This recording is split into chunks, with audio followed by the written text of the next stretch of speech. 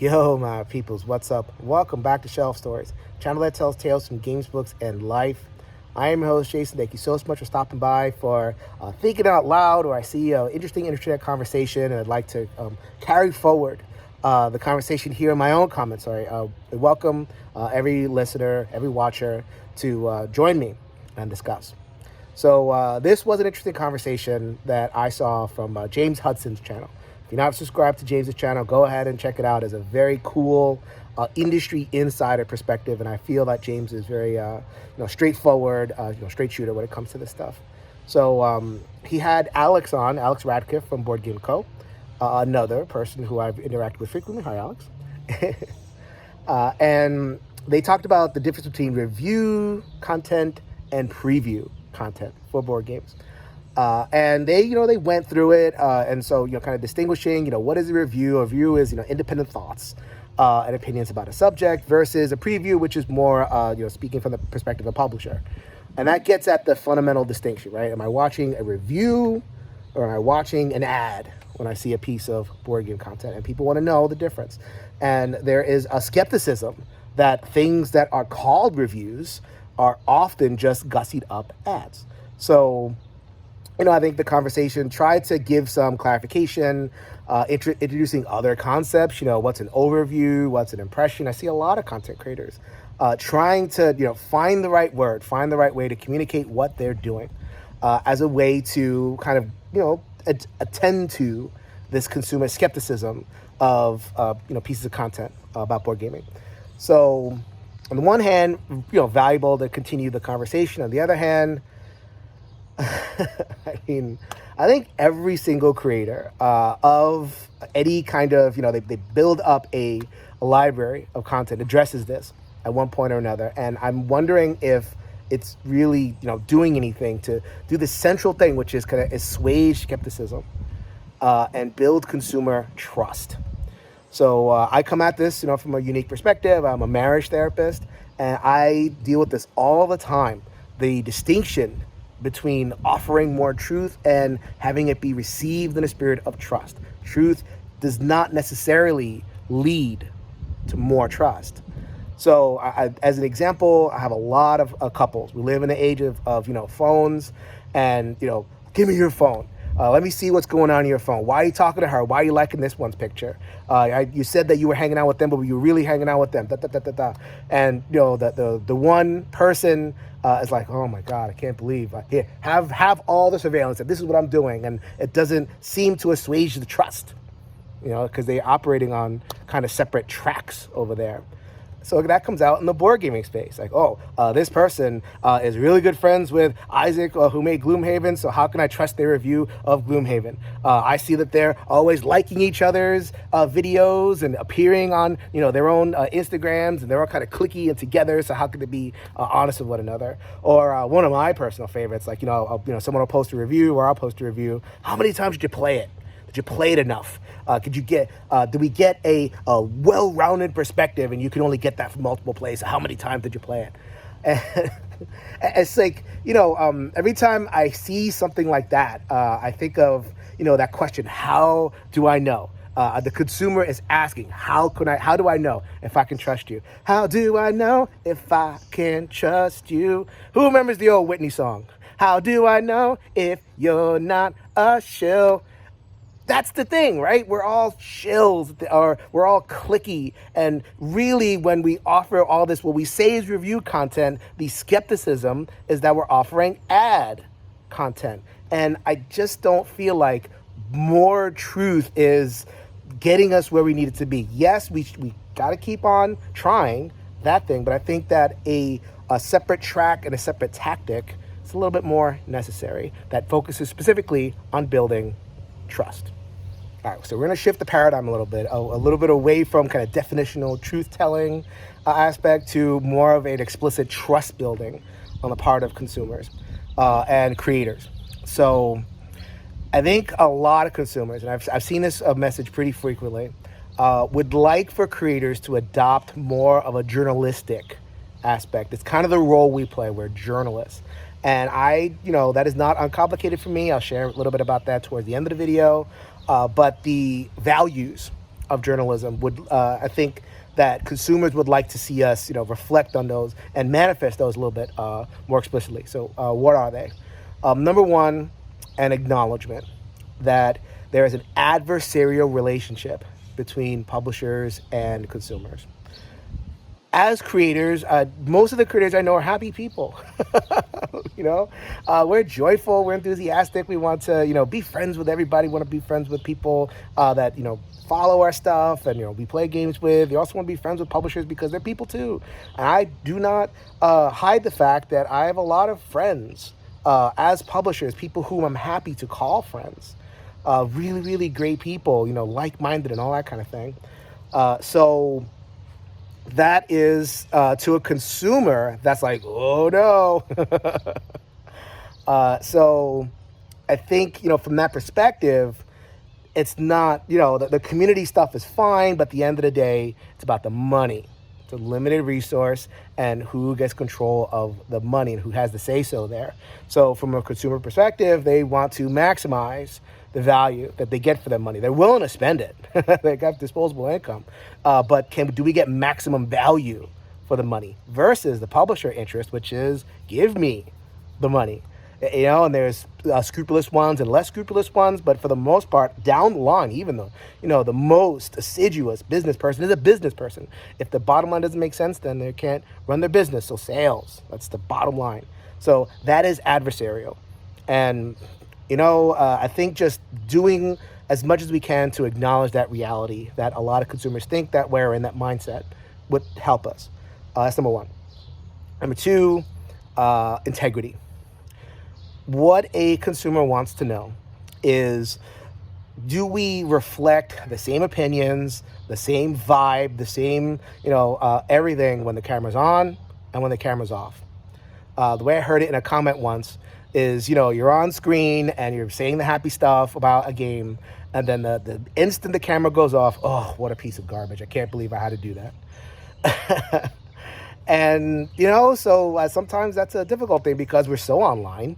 And a lot of our thoughts kind of come out there. So, we put out a video and we say a certain thing, but then in another chat, we're saying a different thing. And it's like, well, what am I supposed to believe there? So somehow flagging to the consumer that integrity is a value, that we take that seriously. That's number two. And number three is independence. Are we independent? I just said that I am friends with publishers. I have worked for publishers. I've taken their money. I am a cultural consultant for a lot of games. And, I think the way forward on that is transparency. Like every time I consult for somebody or, even like review copies of games, that's still a practice in a one-stop co-op shop to let y'all know that we got the review copy of the game. So, to flag for people, what is our level of independence. And some of the skepticism comes from, again, the clickiness. How independent can we possibly be from publishers if we're liking all their posts and we show up at their tables at conventions and hanging out with them all the time? So acknowledgement of the adversarial relationship, integrity, and independence. Those are the values I think that consumers are looking for. All right, so we have those values. The next step is, how do we communicate those values? I mean, people have to know that we hope these things. How do I know? Love that song. Okay, so I think that happens in two different ways, and it happens within the context of this adversarial relationship. That's really the baseline that it kind of shapes a lot of this stuff, at least from a consumer perspective. Okay, so one way is being willing to be critical, being willing to be negative. So, let's say you have a whole bunch of reviews, a whole bunch of content that's so positive about a game. Oh, this is the greatest game, and, you'll love it, it's worth your money, blah, blah, blah. But then you have a creator or two who will go against the grain. And, here are the criticisms, here are the nitpicks, here's the shortcomings, and this is the, blah, blah, blah, blah. And the idea being that from a consumer perspective, that person that is willing to put the negative out there is deemed as more honest, because they're playing within that adversarial relationship. They're trying to take our money. We want to keep our money as much as we can or get the maximum value from it. And that person that's willing to be negative, that's willing to be critical, cares about that, cares about me as a consumer. So this is the conversation. And I don't want to put my friend James on blast. He is my friend. I like the dude a lot. And but I will say honestly, watching that review versus preview video, I think on some level James wanted to have this discussion about negativity. It bothers him so much. It bothers him how negative the hobby can be sometimes. And I think this was legitimate. I think there are maybe some creators out there that kind of make a brand of it. I'm willing to stand up and assert my independence because I'm so negative. And it comes to a point where you're not gaining consumer trust anymore. You're kind of pandering. There's a line here, like there's a willingness to be truthful, and that's fine. But when the brand becomes, I'm willing to be negative, is that trust building anymore? Or is that just, building up your own community? So I don't know. But that's a definite conversation that needs to be put in there when it comes to negative stuff. But for the most part, I think from a consumer perspective, it's not about the big shows of independence. It's not about the attention. Negativity is more inherently attention getting. It is. But I think when it comes to just that, day to day dealing with consumers, the main thing for a consumer is that negativity is reassuring. Negativity is trust building, especially in this environment where there's a lot of positivity, where there's a lot of hype. I like to say, if hype is the engine, cynicism is the exhaust. Where you have a lot of hype, you're going to have a lot of cynicism. And in that environment, then someone who's willing to be critical is going to reassure at least a portion of the consumer fan base. I'll tell you right now, I think that is the main difference, a main point of friction between, what consumers want and what creators want and what's sustainable for us. Most of us don't like to be negative. We just don't. We're not filled by it. We're not, satisfied. If we shoot down a game, it isn't this wonderful thing that gives us pleasure. Last year or the year before, I had Ben Maddox, the 5 Games for Doomsday, on the show. He actually articulated that he kind of likes being negative. He likes coming up with, biting turns of phrase. This game is ball shrinkingly bad, or, all sorts of stuff like that. So, I respect that, and that's cool, a cool way to approach stuff. But that's not most creators that I've experienced. Most of us want to be positive. We're here for positive reasons. When we have a steady stream of negative games, we don't have an incentive to keep going because we're not paid for this. If we were paid, sure, that's our job. We suck it up and do it. But most of us, it's not. So a lot of us do. If we find a game that we don't like, we'll pass on it. Which is what gives the impression that we love everything and we're shills because we don't produce, many of us don't produce primarily negative content.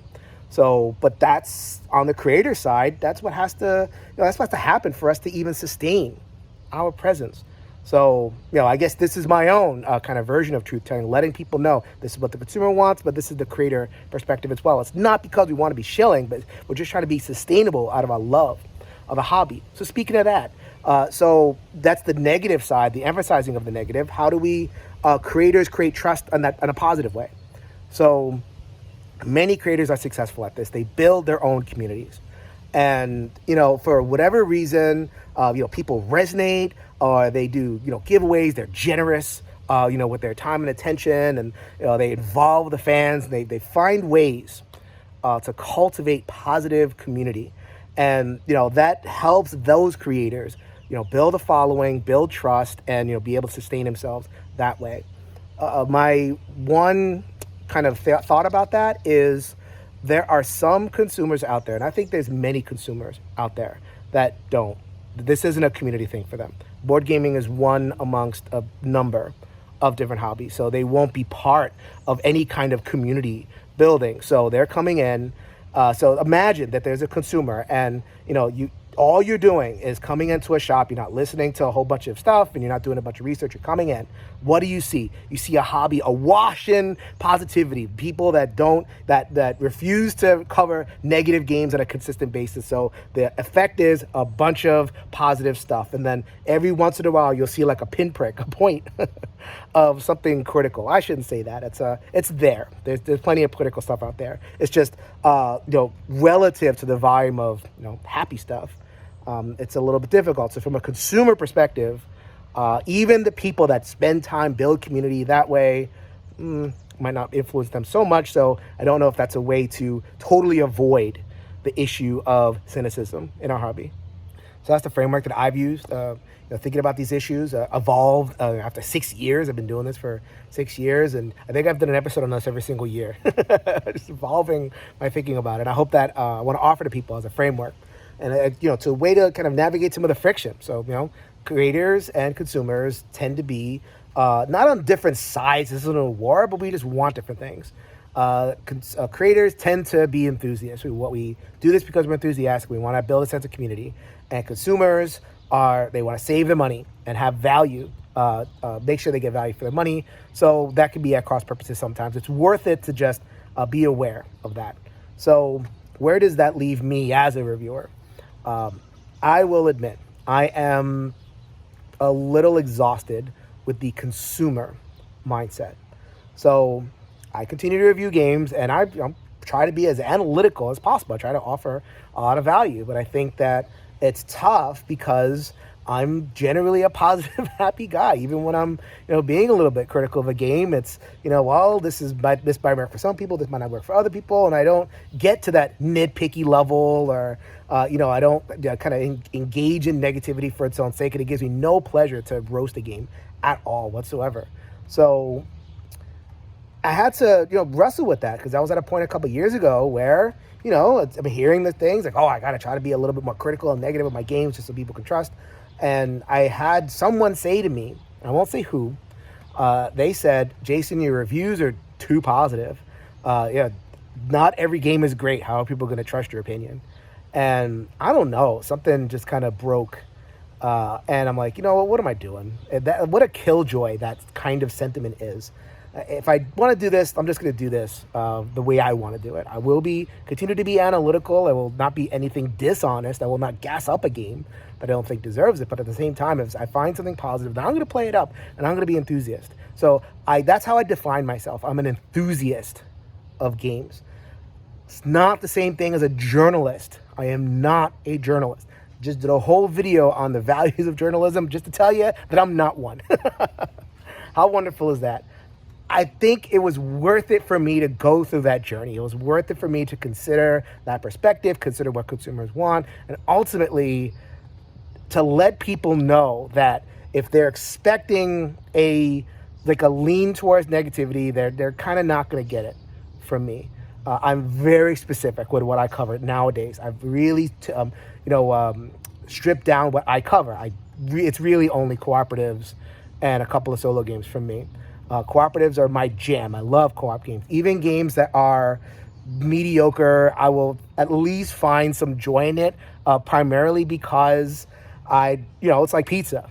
Even bad pizza is pretty good to me. So, if that makes you happy, if that appeals to you, then at the very least, I can offer people that integrity, that I am giving my honest opinion, even if it's pretty happy and enthusiastic. So that's how I've landed. I hope that I've given people tools to think about this issue. And really, at the end of the day, how do we build trust should be the central question for us creators. If you can change your mind, you can change the world, people. So until next time, hey, everybody.